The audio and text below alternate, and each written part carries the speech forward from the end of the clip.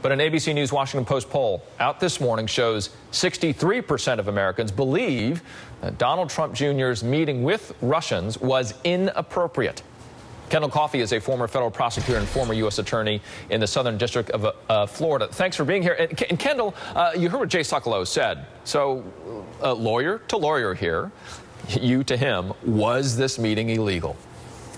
Well, not from what we've seen so far, but there's some elements here that certainly the special counsel Robert Mueller is going to have to look at very closely. And he has not indicated and is not going to indicate all the information that he has about this meeting until he's maybe at the very end of his investigation. What we know is that some of the attendees of the meetings are saying nothing came of it. Mueller's not going to accept that. He's going to want to get into the details of everything that was said at the meeting and very, very importantly, whether any further collaboration was produced by the meeting. So far, no crime, but there's a good ways to go on this. Now, part of that meeting, Jared Kushner, their son-in-law of the president, when you look at Jared Kushner's legal jeopardy, legal exposure, after failing to disclose the meeting along with other connections, not once but twice but 3 times, adding, all said, some 100 new contacts that he did not do initially.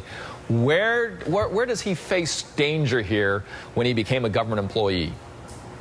Well, better late than never. At least he added some of these elements after the fact. But the reality is that it's going to be up to the individuals with the FBI and Mueller's office interviewing him whether they believe his explanation that he simply forgot these meetings. And he's going to get pressure, and they're going to look at a lot of other evidence to see what might indicate that, of course, he remembered, or maybe he didn't. People do forget things, and there could be legitimate explanations. But remember, but Kendall, forgetting 100, I mean, you as a prosecutor, would you say, well, it's fine to forget 2 or 3, but 100?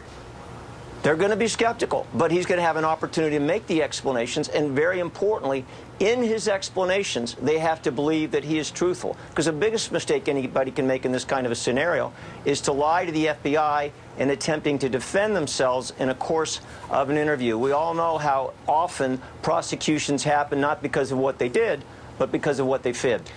So as we've seen over the last 7-8 days here, Kendall, you've been watching it. It's sort of like watching somebody fall down steps since the reveal of this meeting. Ooh, ow, the drip, drip, right?